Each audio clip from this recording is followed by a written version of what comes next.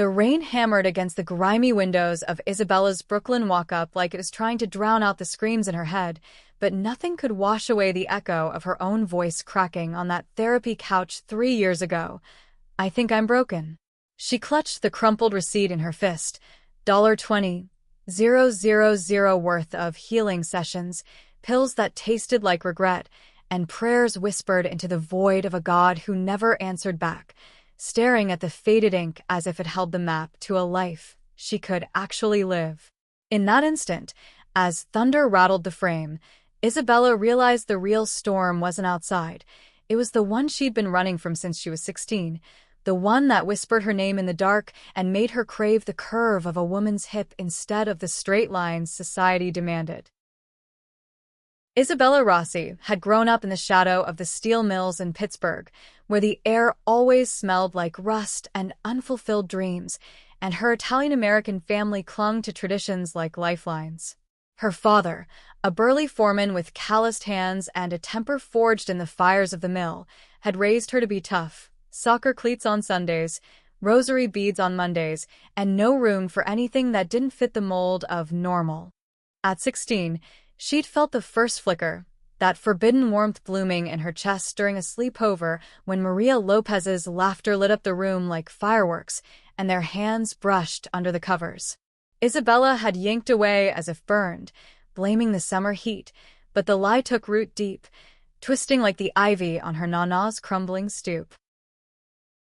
By 18, she was on a full-ride scholarship to NYU, trading mill smoke for the electric buzz of Manhattan, convinced the city lights would bleach out the confusion. But college only amplified it. Stolen glances in the women's locker room after yoga class, the way her pulse raced when Professor Hale's voice wrapped around a lecture like velvet. She dated guys, of course, frat boys with easy smiles and beer-soaked breath, who pawed at her like she was a trophy to claim. It never felt right, like wearing shoes 2 sizes too small, but she told herself it was just nerves, just the city's chaos messing with her head. "You're fine," she'd mutter into the mirror each morning, smearing concealer over the dark circles that betrayed her sleepless nights. Fine became her mantra, her armor, until the cracks spiderwebbed and she shattered. It happened senior year, in the dim glow of a dive bar off Bleecker Street. She'd gone with her roommate, Jess, to shake off midterms, nursing a gin and tonic that burned going down. Across the room, a woman with ink-black hair and a leather jacket leaned against the jukebox, her eyes locking onto Isabella's like a magnet. Time slowed. The chatter faded to white noise. The stranger sauntered over, all confidence and curve, sliding onto the stool beside her with a grin that promised secrets. "You look like you need saving from that drink," she said, voice low and smoky. Isabella's laugh came out shaky, but she didn't pull away when fingers grazed her arm, didn't flinch at the spark that ignited low in her belly. They talked for hours, about dreams deferred, the ache of wanting what you couldn't name, until the bar lights flickered on, signaling closing time. In the cab back to the dorm, with the city blurring past in neon streaks, the woman, Lena, a graphic designer from Queens, leaned in. Their lips met soft at first, tentative, like testing fragile ice, then deeper, hungrier, Isabella's hands tangling in that dark hair as if anchoring herself to reality. It was electric, terrifying, the kind of kiss that rewired your soul. But when Isabella stumbled into her room at dawn, Jess's knowing stare pinned her. "So, that's how it is?" her friend asked, not judgment, just truth. Isabella crumpled onto her bed, tears hot and unbidden. "I don't know what I am," she whispered. "But this feels like home." The confession hung like smoke, choking her for weeks. She aced her finals on autopilot, graduated with a psych degree and a hollow smile, but the questions gnawed. Back in Pittsburgh for the summer, her mother's worried glances turned to outright concern when Isabella dodged family barbecues, claiming headaches. "You need help, Bella," Nana said one evening, pressing a cup of chamomile into her hands. "The heart knows its path, but sometimes the mind gets lost." It was the closest anyone came to guessing, but Isabella couldn't face it. She fled back to New York in the fall, subletting a shoebox in Bushwick, piecing together freelance editing gigs and barista shifts, all while the secret festered. By 25, the weight was unbearable. Nights curled under threadbare blankets, scrolling through forums where women like her shared stories of exile and embrace. Conversion therapy. One post read, "It's saved me." Desperation made it sound like salvation.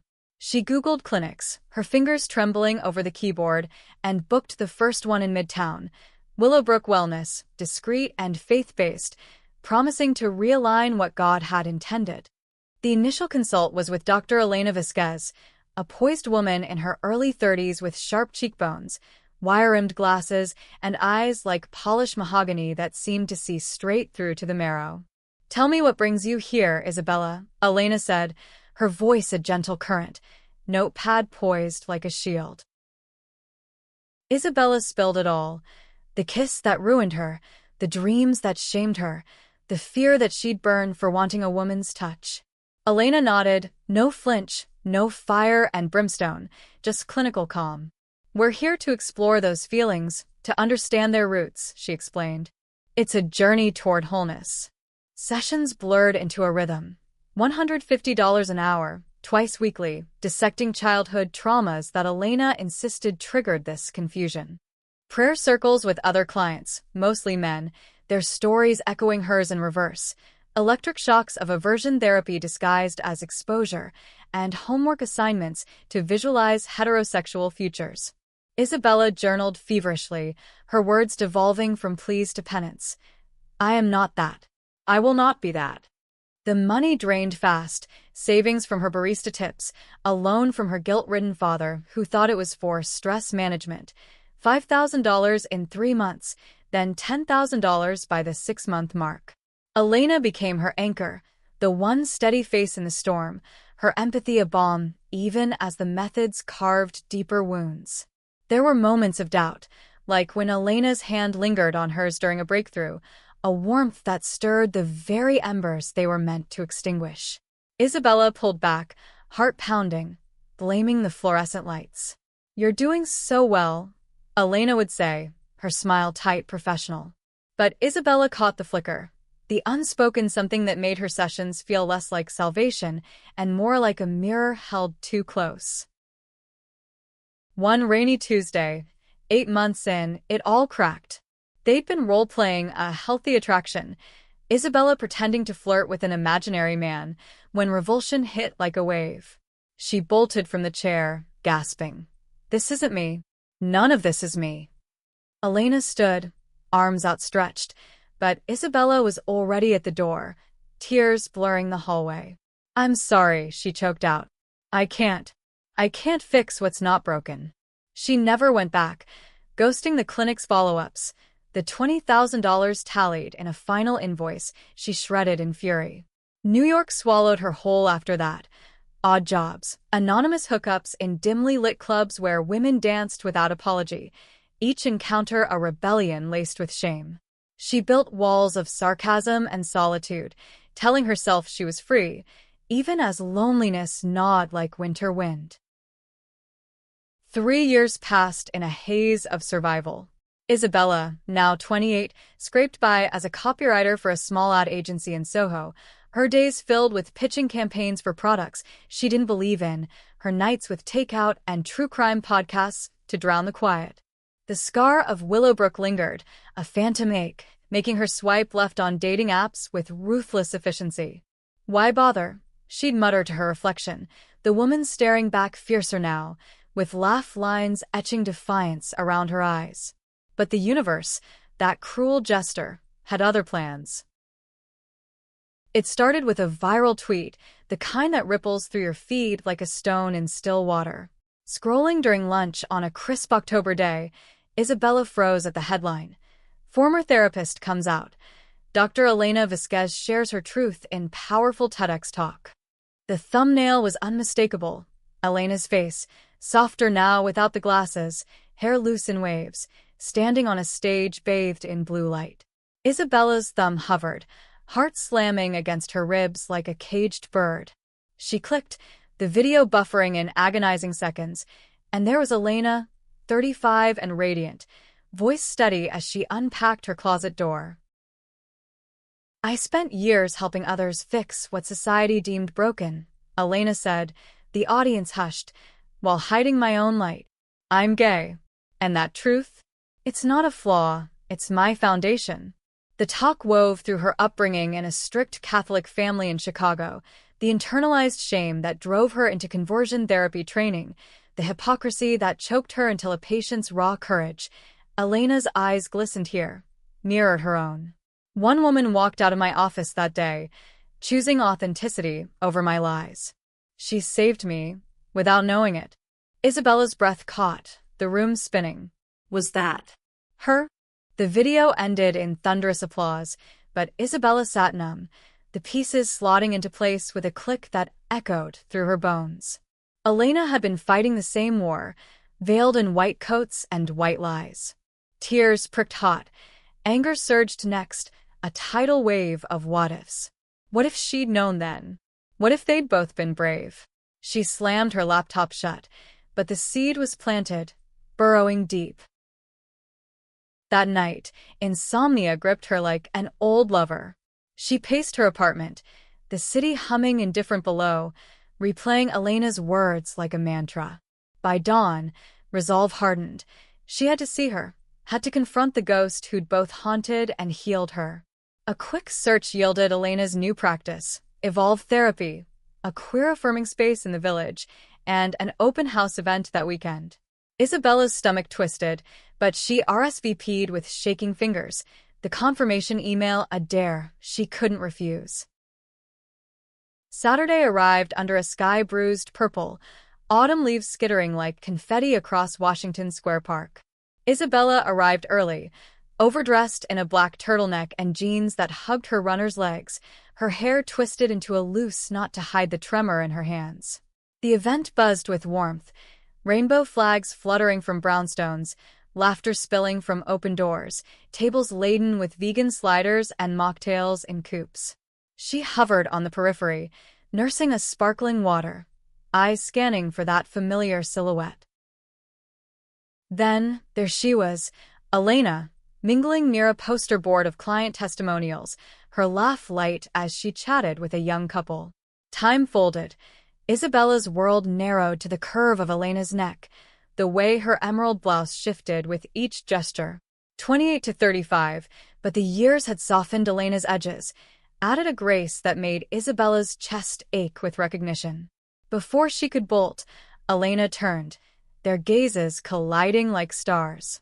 Recognition dawned slow, then sharp, Elena's hand flying to her mouth. Isabella? The name was a whisper, laced with wonder and wariness. Isabella nodded, throat tight, the room fading to static. I saw your talk, she managed, voice rough. It was everything. Elena's eyes shimmered, pulling her into a side room away from the crowd, a cozy consult space with plants trailing from shelves and a couch that smelled faintly of lavender. They sat, knees inches apart, the air thick with unsaid histories.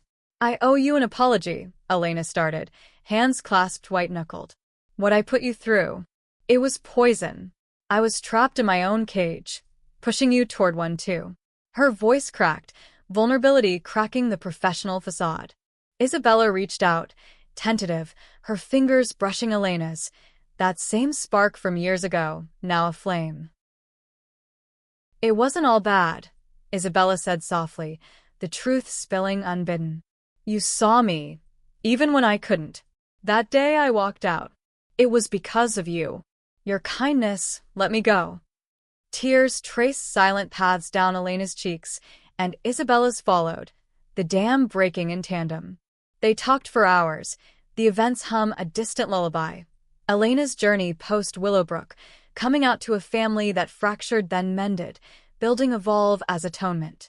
Isabella's nomadic years, the hookups that healed and hollowed, the slow bloom of self-forgiveness. As dusk painted the windows gold, Elena's hand lingered on Isabella's knee, a question in the touch. I've thought of you often, she confessed, gaze steady. Not as a client, as the woman who set me free. Isabella's breath hitched, the pull magnetic, inevitable. She leaned in, closing the distance, their lips meeting in a kiss born of redemption, slow, searing, tasting of salt and second chances. It unfolded like a secret unfurling, Elena's fingers threading through Isabella's hair, Isabella's palm cupping the warmth of Elena's jaw, bodies remembering what words couldn't capture. They broke apart breathless, foreheads pressed, laughter bubbling through the gravity. "Dinner?" Elena murmured, a shy grin breaking through. Isabella nodded, heart soaring. "Only if you promise, no more fixing." The weeks blurred into a tentative dance, coffee dates in hidden cafes where no one knew their scars, walks along the High Line where Elena's hand in hers felt like claiming territory long denied. Isabella opened up, layer by layer. The Milltown machismo that suffocated her youth, the Nana who'd slipped her a worn copy of Radcliffe Hall's The Well of Loneliness with a wink before passing, whispering, "Love finds its way, Kara." Elena shared her own fractures. The Chicago parish that excommunicated her quietly after the TEDx went viral, the sister who showed up unannounced with apologies and arepas, bridging the chasm. But shadows lingered, tendrils of doubt coiling tight. Isabella's agency gig soured when her boss, a slick exec with a rainbow pin he wore like a prop, overheard her gushing about Elena on a call. "Keep it professional, Rossi," he sneered, eyes lingering too long. "We don't need that drama here." Paranoia bloomed. Isabella caught herself scanning rooms for judgment, old habits dying hard. One night, after a gala where Elena keynote on queer mental health, a heckler from the fringes shouted slurs, his face twisted in the spotlight. Elena held steady, but Isabella saw the flinch, the armor cracking. Back home, in the sanctuary of Elena's West Village brownstone, walls lined with queer lit and a kitchen that smelled of garlic and grace, Isabella paced. What if it's too much? The world. It chews us up. Elena pulled her close, strong arms a harbor. "Then we chew back," she said, fierce. "Together." They made love that night for the first time, not as rebellion but as reclamation, bodies mapping uncharted lands, whispers of mine, and stay, weaving through the dark. Isabella arched under Elena's touch, the world dissolving to the rhythm of breath synced, hearts hammering in unison. It was messy, profound, the kind of intimacy that stitches souls. Yet the past wasn't done clawing back. Isabella's father called out of the blue, voice gravel rough from years of Marlboros. "Heard you're seeing someone," he grunted, the line crackling like his unease. "A girl?" The word hung, loaded. Isabella gripped the phone, pulse thundering. "Yeah, Dad." "Elena." She's my everything." Silence stretched, eternal, then a sigh like wind through the mills. "Your mother always said you had her fire. Just be happy, kid. That's all we ever wanted." It wasn't absolution, but it was a crack in the wall, sunlight piercing through. Emboldened, Isabella dove deeper into Elena's world, volunteering at Evolve, facilitating support groups where stories mirrored her own, raw and resilient. She pitched a campaign for the agency. Unfixed, stories of queer joy, weaving testimonials into ads that challenged the Cure narrative. Her boss balked, but the pitch went viral on LinkedIn, landing her a promotion and a quiet nod of respect. Elena beamed at the launch party, toasting with Prosecco, to the woman who fixed nothing and gained everything. But fate, that fickle scribe, scripted one final twist. An investigative piece in The Atlantic dropped, exposing Willowbrook's underbelly, coerced confessions, unlicensed therapists. Levs unraveled. Elena's name surfaced, not as villain but as whistleblower, her resignation letter quoted in full. Backlash hit like a gale. Death threats scrawled on Evolve's door, trolls doxing clients, Elena's TEDx yanked from platforms under pressure. Isabella found her curled on the couch one dawn, eyes hollow. "I thought I was past this," Elena whispered, voice small. Isabella knelt, cupping her face. "You are. We're past it." She rallied the community, fundraisers and packed lofts, op-eds from allies, a petition that crested 1 million signatures. In the eye of the storm, their bond forged unbreakable. Late nights plotting comebacks over takeout foe, Elena's head on Isabella's lap as they binge-watched The L Word for levity, laughter reclaiming space from fear. The threats ebbed, the piece won a Pulitzer nod, and Evolve emerged stronger, a beacon brighter for the blaze. Spring unfurled in cherry blossoms along the Hudson, and Isabella proposed, not with rings, but with a leather-bound journal, its pages filled with their story, sketches of stolen kisses, press leaves from their first walk, a receipt stub from that fateful cab ride. "Marry me?" she asked, on one knee in their sun-dappled kitchen, Elena's gasp a melody. "In every way that matters," Elena replied, pulling her up into a kiss that tasted of forever. They wed in a backyard ceremony in Pittsburgh, Nana's garden alive with fireflies and family, her father toasting gruffly to family, however it grows, Jess as best woman cracking jokes through happy tears. Elena's sister flew in, arms laden with tamales, her embrace sealing old wounds. As vows exchanged under string lights, Isabella's voice steady. "You didn't fix me, Elena. You showed me I was whole all along." The crowd cheered, but in that moment, it was just them. Two women, scarred and shining, hands clasped against the stars. Years later, with a daughter adopted from a foster system that nearly broke them both, Isabella would look back on that $20,000 as tuition for the truest education. Love isn't a flaw to mend, but a fire to feed. Elena, ever the storyteller, would add, and the best part? We wrote the ending ourselves. In the quiet of their Brooklyn home, with little Sophia's laughter echoing, Isabella knew the hook that snared her wasn't despair, but the woman who turned it into hope, a love story etched in ink and indelible, proving that from ashes, phoenixes rise, and from fixes, freedoms bloom.